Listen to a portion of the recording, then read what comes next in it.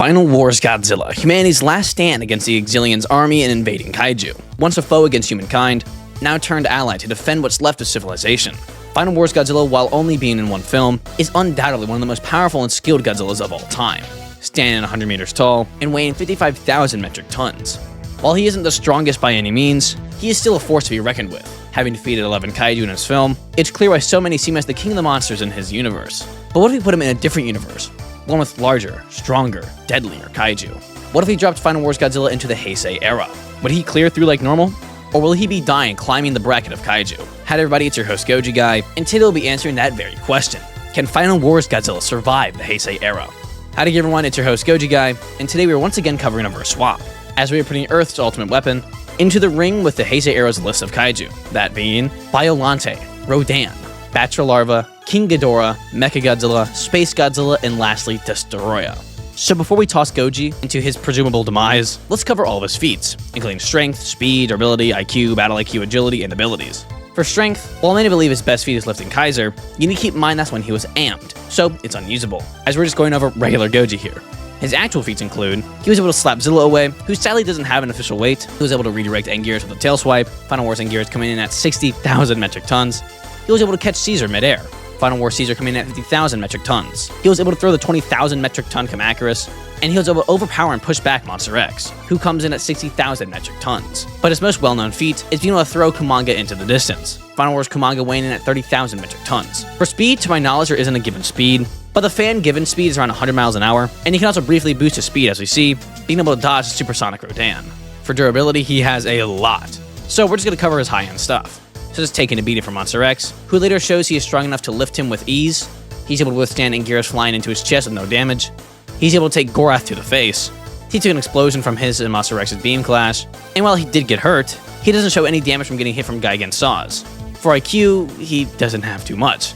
Just being able to understand that Manila doesn't want the humans to be killed. For battle IQ, he's able to handle 2v1s like a champ, can handle 3v1s, and can figure out how to draw his enemies out of hiding when needed. For agility, he's able to catch Gigan's cables. He can catch Kamacuras, who can fly at roughly 338 miles an hour. He's able to catch and throw King Caesar into a cliff, and he's able to spin around and hit Zilla.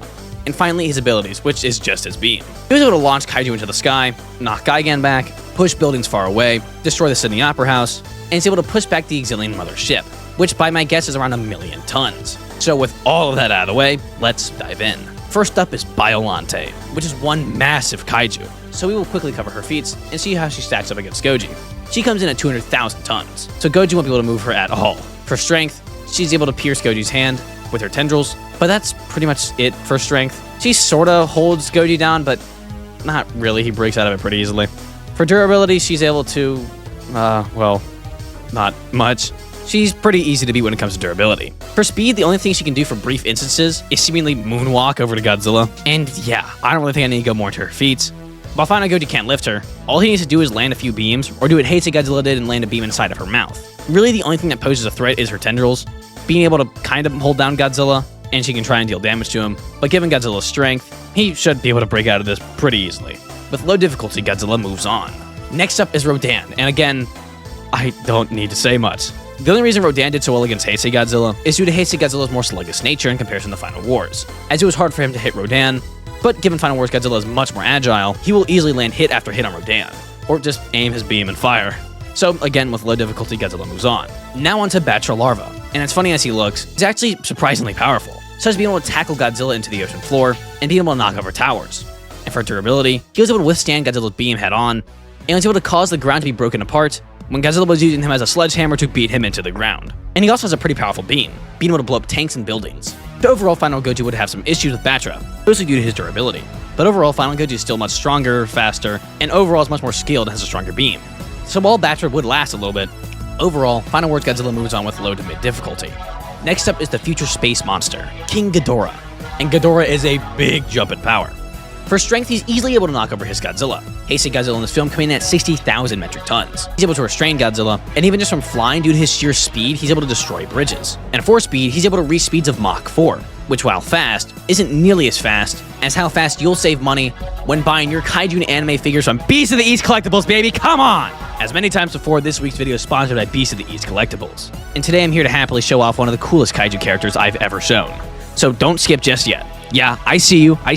Your finger over the arrow button, ready to skip 10 seconds ahead over and over and over. Hold on, give me a few seconds. Besides, if it wasn't for them, this video wouldn't exist. Today I'm here showing off their Heisei's Figure Arts Absolute Tartarus. This guy not only looks cool, but is insanely powerful. Like, seriously. If you got every Godzilla ever, and every Kaiju from every Godzilla movie ever, and pinned them against Tartarus, I'm betting my money on Tartarus.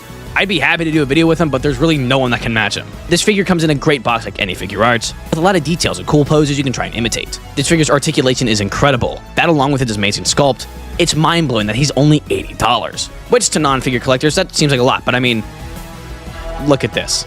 Wait, how did this sell out? Who is buying this? And I mean, how can we forget the countless accessories? With a million pairs of hands, practically, and a whole freaking portal, he's worth every penny. If you want anything from Ultraman, Godzilla, to Gamera, or even Evangelion, check out the first link down below, or go to whatever browser you use and look up Beast of the East Collectables. Thank you, Beast, for sponsoring this video, and let's move on with more of Ghidorah's stuff. For durability, he's able to take Godzilla's atomic breath, and of course take attacks from him, but you know, the breath is the most important part. So, it's close. This Ghidorah could overwhelm Goji, but I think thanks to Goji's on-par strength, along with his agility, I think he would just barely pull through, as Ghidorah's strength and size would be very difficult to manage. But thanks to Goji's combat skills, and knowing how to land good effective blows, with high difficulty he moves on. Now into Mechagodzilla. Now while he doesn't have as many durability feats, he's hyped up throughout the entire film to be super durable. So far he is most likely the most durable here. As that's just how the movies go, you know, each kaiju gets stronger. Now there is one massive issue. Mechagodzilla sucks in hand-to-hand combat. So if he can somehow stay far away, he should win, as his attacks would chip away at Goji, but that's not how this fight would happen. This fight would start and Mecha would try and be in the air, but before he gets too high, Goji would grab on. Now the issue is the durability, but I do believe Goji could just barely break through it, if given enough time. So with insane difficulty, Godzilla moves on. Just due to the fact that Mecha can't really, you know, fight hand-to-hand, once Godzilla's up close, Mecha's gonna have a hard time fighting back. And now onto Space Godzilla. Space Godzilla stomps, just due to his durability and abilities. Final Goji won't be able to land a hit, so yeah.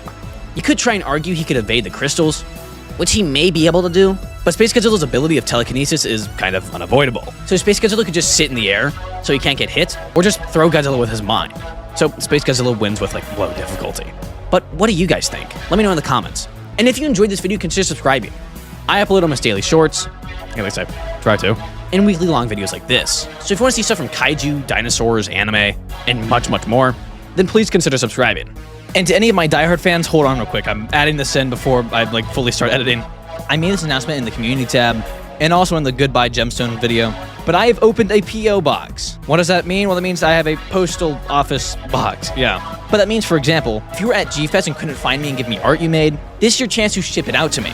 Or if you just, like, I don't know, want to send me a sock or something, I don't know. The address will be up on screen right now. And, you know, just follow all postal laws. Don't send anything that's perishable or, you know, will explode. But, as always, keep collecting. Goji Guy, out. See ya.